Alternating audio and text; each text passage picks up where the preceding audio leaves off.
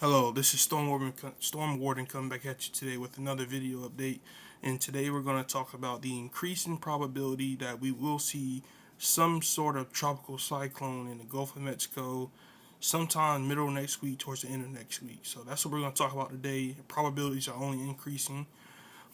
Before we get into that, if you've been liking my weather content, please subscribe and please give me some support as I will be bringing you daily weather updates every single day, keeping you guys informed and giving you guys some honest meteorology. So, without further ado, we're going to start by looking at the National Hurricane Center's tropical weather outlook.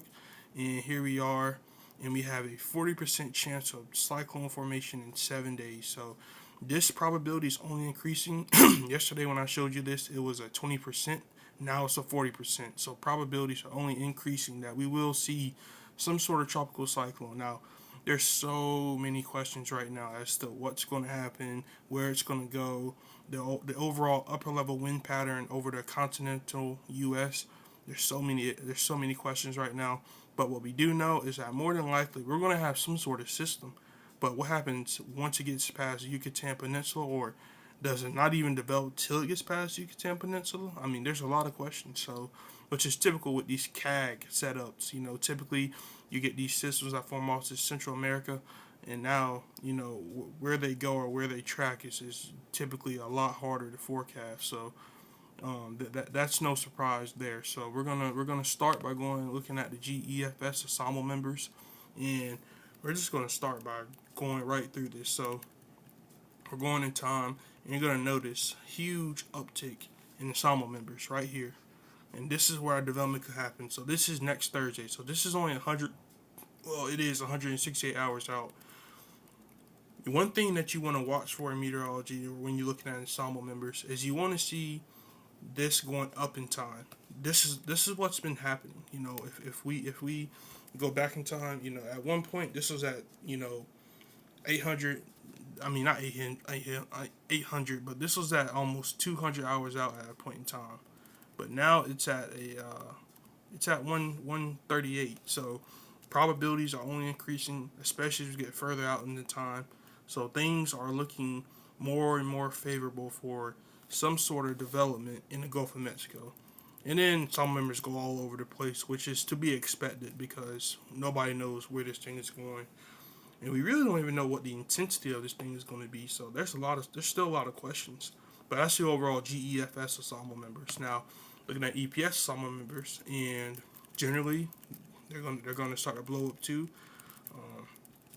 And then they come up through the Gulf of Mexico, and boom, no one really knows where these things are gonna go, but you see a huge uptick in intensity. Now, granted, EPS is much slower on development, and when it comes to these CAG setups, sometimes these systems do typically they're more of a gradual uptick instead of more faster pace uptick like the GFS shows. So that may be a bias to the GFS too fast, but again, overall though, you know, generally most ensemble members, most models get these get a tropical cyclone into the Gulf of Mexico. Granted, when that happens is still a little bit of question, which is why I said, we could have tropical cyclone formation anywhere between the middle of next week to the end of next week. There's still a lot of questions on that end of the forecast, but overall, I think I'm pretty confident that we are going to have a tropical cyclone in the Gulf of Mexico by sometime the end of next week. I'm pretty confident in that happening, but the intensity, where it goes, when it forms, that's still questions up in the air as we speak. So, looking at the overall upper level wind pattern. Now, remember what I told you. The blues is where we have troughing. So where you see these blues, this is where this is basically our cold fronts. Where you see the reds, this is our ridging. This is where it's hot. Red, hot, cold, blue. So, you can actually draw that on your screen. So that'll be C for cold, and then I'll put a W for warm. Ridging, troughing. So take it off your screen, and we're going through time. We're gonna do this. So at the time of our system, we're probably gonna have a typical right on time East Coast cold front or trough located right about here, similar to the same time as our system. Now, in my experience with these systems that form in the Caribbean, they love to, number one, these troughs over the U.S. they love to dig a lot deeper, and they love to be a lot faster. So if we get a system that forms a lot quicker and a lot faster, like the GFS shows, this trough is probably going to play a much bigger part in where this storm goes. Now, I think regardless of what happens, this trough is going to play a huge part in this system, because I do think at some point there's going to be an east turn and a north turn. But when that happens, it's just questions up in the air. So, we could have a system moving out of the Gulf, and it could be moving like this towards Louisiana, but it might get turned to the east because of this trough. And in my experience, these troughs love to trend a lot deeper. Number one, they love to trend a lot deeper. I'll erase this off your screen real quick. They love to trend a lot deeper and a lot faster. We saw that with Hurricane Debbie. Typically these troughs will love to do something like this, and then it helps these systems not get as far west, because like Hurricane Debbie, we had a plow of dry air that came in from the trough, and that basically made it so Debbie could only get so far west. So we saw with Ian as well. Hurricane Ian there was also a trough located to the northwest that steered the storm towards the Florida Panhandle, the west coast of Florida, and then it came up to the Carolinas. So those are definitely some possibilities. I would not be totally surprised if this trough trends deeper and faster, because we've seen this happen so many times in recent memory and in recent history. So but we'll keep going through the model run, because we'll show you this trough interaction that it has, and then generally the storm moves up and then the trough takes it with it. But that's the GEFS 500 millibar height, and it's just showing you the overall upper level wind pattern, which, as far as like the factors that helping develop the storm, things are generally favorable for development. It's just a matter of how deep is this trough, how fast is it, and will it play a huge role in our storm? And I think it will. Looking at our EPS ensemble members for our 500 millibar heights, as our storm is forming late next week off the EPS ensemble members. Now, this is also a question mark. Some ensemble members and some models are hinting at much more of a stalled like pattern, where we have a pattern where we kind of have very weak steering currents. Now, if a scenario like that plays out, this system could literally just linger over the Gulf. And some models show that. Some models literally show this system just lingering over a Gulf until we can get a trough to develop. Because, I do think at some point we will get a trough to develop. But when that happens, it's questions to that. But there are some models that do show much weaker steering currents, not allowing this system to really go anywhere.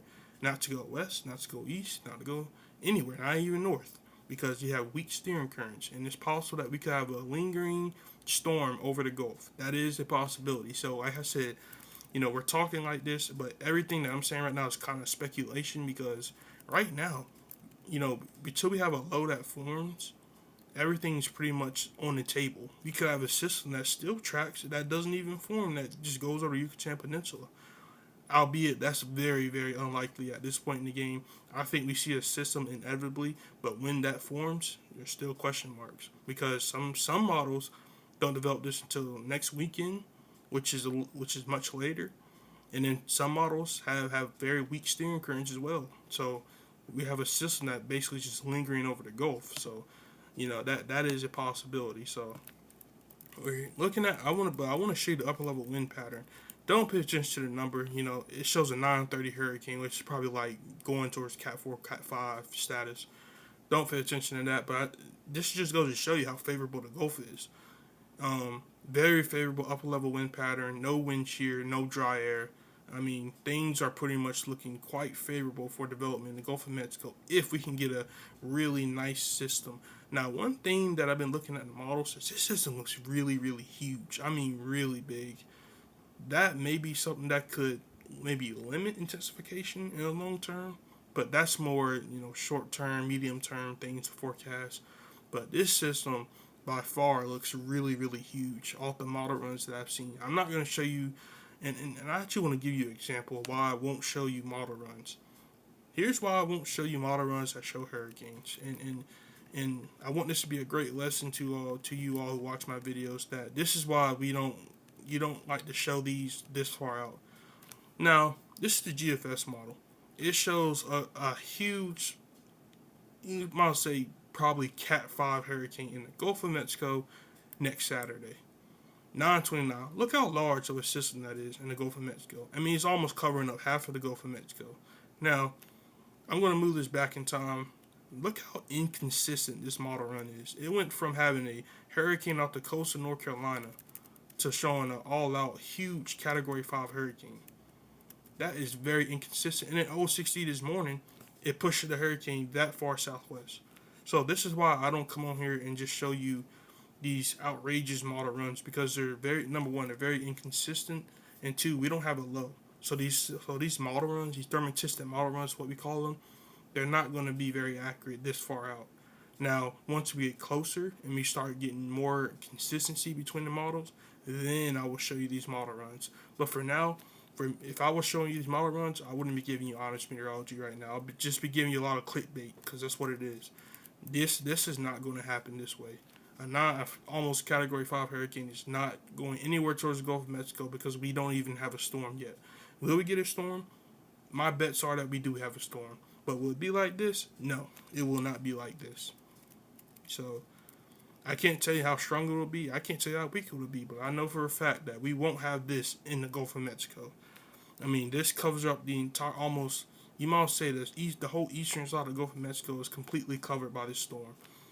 But if he pushes back, I mean, it's very inconsistent, and this is why I don't show you these runs, because they're very outrageous, like the GFS.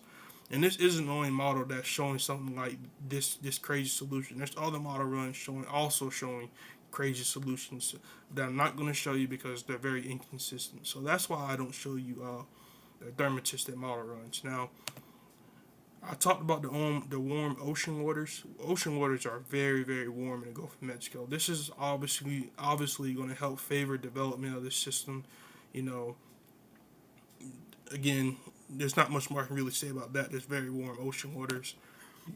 And like I was telling you, the very strong, very nice upper level wind pattern. I could not get my words out right there, but nice upper level wind pattern, which should help favor development of a system if that forms. But overall, that's all I really got, guys. I'm not going to overtalk you, but I just want to give you an update on this. Again, 40%. This will probably go up, you know, maybe a 60% chance in the next day or two when I come back on with a video. So we may have a 60% chance. So we'll watch that. But other than that, that's all I really got. This will probably become red at some point, code red, and once it does, I'll let you guys know. But other than that, that's all I got.